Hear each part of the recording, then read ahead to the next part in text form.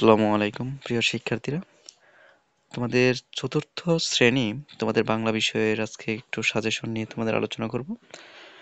তোমরা যদি আমার চ্যানেলে নতুন হয়ে থাকো অবশ্যই চ্যানেলটি সাবস্ক্রাইব করে পাশেই থাকবে। তোমাদের কাছে যেন সর্বপ্রথমে এখানে তোমাদের প্রত্যেকটি পরীক্ষার সাজেশন যেন তোমাদের কাছে চলে যায় এবং এখানে এগুলো দেখে যেন তোমরা একটু ভালো একটা প্রস্তুতি নিতে পারো। তো এখানে চলো তোমাদের সাজেশনগুলো শুরু করা যাক বাংলা বিষয়ের। তো এখানে প্রথমত তোমাদের যে কাজটি থাকবে, এখানে যেমন বাওয়ালি আর মোয়ালরা সুন্দরবন থেকে অনেক দূরের গ্রামে থাকে, এখানে যে অনুচ্ছেদটি আছে এখান থেকে তোমাদের ১ ও ২ নং প্রশ্ন উত্তর দিতে হবে। তো তোমাদের এখানে যে ১ এবং ২ নং প্রশ্ন রয়েছে, ১ ও ২ নং দেখো তোমরা,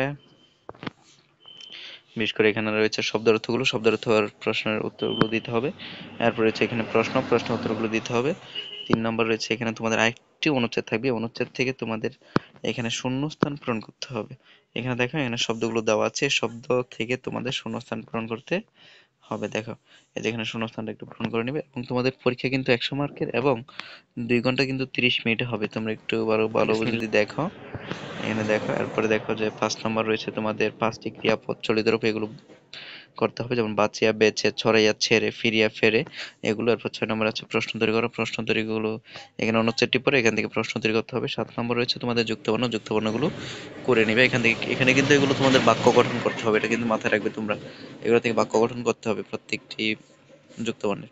৮ নম্বর রয়েছে তোমাদের এখানে বিরাম চিহ্ন বসাতে হবে, কোন কোন জায়গায় বিরাম চিহ্ন বসবে, কোন জায়গায় দাঁড়ি, কোন জায়গায় কমা, কোন জায়গায় প্রশ্নবোধক চিহ্নগুলো হবে সেখানে এগুলো বসাবে।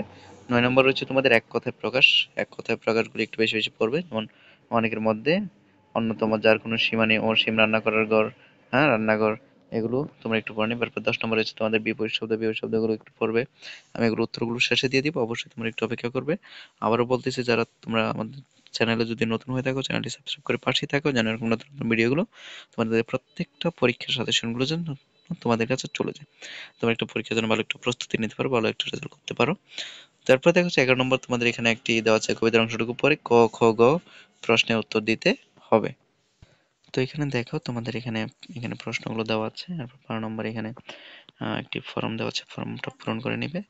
এরপর দেখা যাচ্ছে তোমাদের ১৩ নম্বর রয়েছে তোমাদের একটি চিঠি পূরণ করতে, চিঠিটি লিখতে হবে। ১৪ নম্বর এখানে তোমাদের থাকবে রচনা, ৪টি রচনা থেকে এখানে তোমরা যে কোনো একটি রচনা উত্তর দিতে পারবে। এখানে দেখো একটু রচনাগুলো দেখো, এগুলো থেকে কমন থাকবে। উত্তরগুলো পাওয়ার জন্য অবশ্যই চ্যানেলটি সাবস্ক্রাইব করে পাশে থাকবে। তো চলো উত্তরটা দেখা যাক। তোমাদের প্রথমে এখানে যে কাজটি থাকবে সেটা হচ্ছে ১ ও ২, ৩ এবং ৪। এখানে বিশেষ করে তোমাদের লেকচার পাবলিকেশন চূড়ান্ত প্রস্তুতি যাদের রয়েছে, তোমরা চাইলে এখান থেকে ১, ২, ৩, ৪ নম্বর এখান থেকে দেখে নিতে পারবে এত পৃষ্ঠার। আর ৫ নম্বর তোমাদের রয়েছে ক্রিয়াপদ চলিত রূপগুলো। এরপর ৬ নম্বর রয়েছে তোমাদের ওই প্রশ্নের উত্তরগুলো, এখানে একটু দেখো। এরপর ৭ নম্বর রয়েছে যুক্তবর্ণেরগুলো, বাক্য রচনা করবে, এই যে এখানে দেওয়া আছে বাক্য রচনা। এরপর ৮ নম্বর রয়েছে, তোমরা একটু দেখো যে ৮ নম্বর রয়েছে এখানে বিরাম চিহ্নগুলো কোন কোন জায়গায় ব্যবহার হবে, এখানে একটু দেখে নাও। এরপর ৯ নম্বর রয়েছে তোমাদের এক কথায় প্রকাশ। ১০ নম্বর রয়েছে তোমাদের বিপরীত শব্দ, ওগুলো একটু দেখে নাও এখান থেকে। ১১, ১২, ১৩, ১৪ এগুলো যদি তোমাদের চূড়ান্ত প্রস্তুতি থেকে থাকে চতুর্থ শ্রেণীর, তাহলে এখান থেকে তোমরা কিন্তু এগুলোর উত্তরগুলো পেয়ে যাবে।